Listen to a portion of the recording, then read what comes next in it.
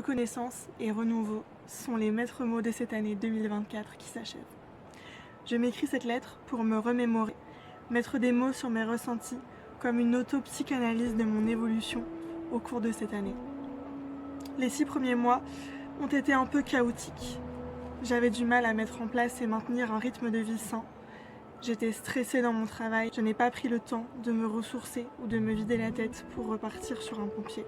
Je suis restée embourbée dans cet état et je n'étais pas spécialement épanouie dans mon quotidien. Je n'étais pas malheureuse ni déprimée. Je gérais mes journées les unes après les autres, sans avoir le temps de prendre du recul sur mon état, ni d'essayer de trouver des axes d'amélioration à cette situation. En avril, je me suis faite opérer de la mâchoire. Ça m'a quand même bien handicapée pendant plusieurs semaines. Ça m'a surtout obligée à ralentir le rythme. Pour la première fois de l'année, par la force des choses, j'ai eu un peu de temps pour prendre conscience de toutes les choses à modifier dans mon quotidien, pour arrêter de me prendre la tête pour des choses qui n'en valent pas la peine. Tout ce dont j'avais besoin, c'est de me rappeler que dans la vie, chacun de nous est libre de prendre des décisions et de se donner les moyens d'atteindre ses objectifs. La seule chose dont nous avons besoin, c'est un peu de courage, de la détermination et assumer ses choix, même s'ils sont compliqués ou pas spécialement approuvés par son entourage. Ça a toujours été ma façon de penser, mais parfois j'ai besoin de me le remémorer pour passer à l'action. Dans la vie, je suis capable d'atteindre mes objectifs à partir du moment où je me donne les moyens d'y parvenir. J'ai donc décidé d'éradiquer quelques sources dont négatives de ma vie, à commencer par mon travail. J'ai démissionné de mon poste en conservatoire.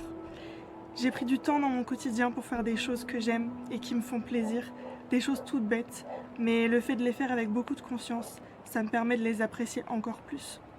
Bouquiner, aller m'acheter un bouquet de fleurs, me cuisiner un bon repas, m'occuper de mes filles, jouer avec elles, leur faire des câlins, passer du temps avec mes proches. Depuis septembre, j'avais pris la décision d'essayer de m'ouvrir un peu plus aux autres, de prendre des nouvelles de personnes auxquelles je tiens et auxquelles je pense souvent. La communication pour moi, c'est vraiment pas quelque chose d'évident, mais je suis en train de recommencer à prendre plaisir à partager dans ma vie personnelle. Ma vie professionnelle me demande tellement d'investissement en termes d'énergie, de temps, de partage, et en même temps, ça me plaît, et c'est moi qui ai pris la décision de m'investir à fond, et j'assume pleinement mon choix, et j'en suis très heureuse.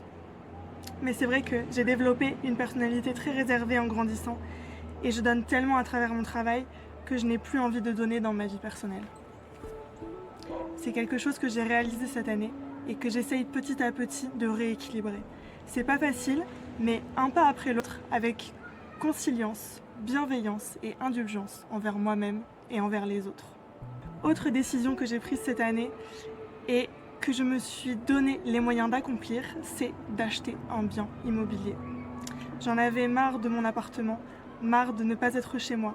J'avais besoin de franchir ce cap, c'est une chose à laquelle je pensais depuis déjà plusieurs années et j'ai pris ma décision. Je suis donc devenue propriétaire de ma résidence principale le 27 décembre 2024. Pour conclure ce bilan de l'année 2024, je suis reconnaissante envers toutes les personnes qui m'ont soutenue et qui m'ont aidée à atteindre mes objectifs et réaliser mes projets. En particulier, bien évidemment, ma maman et mon papa, que j'aime de tout mon cœur. Je suis reconnaissante d'être en bonne santé, d'avoir un corps en bonne santé qui me permet de danser et de faire du sport. Je suis reconnaissante d'avoir mes 2 boules d'amour avec moi dans mon quotidien et qu'elles soient également en bonne santé. Je suis reconnaissante envers moi-même, de faire mon maximum pour me respecter et m'aimer et de me permettre de me donner les moyens d'atteindre mes objectifs. Aujourd'hui, je suis prête à accueillir mon nouveau quotidien dans ma nouvelle maison et avec mon nouveau rythme de vie. Mes intentions pour 2025, c'est d'être plus ouverte aux autres dans ma vie personnelle, continuer de me dégager du temps pour faire des choses qui me font plaisir, qui m'aident à me déconnecter et à me ressourcer.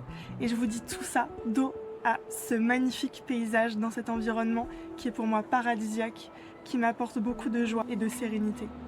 Et c'est peut-être exactement ce sur quoi je vais me concentrer cette année, être plus sereine. Je me souhaite beaucoup de bonheur, je vous souhaite beaucoup de bonheur et je vous dis à très bientôt pour une prochaine vidéo. Ciao!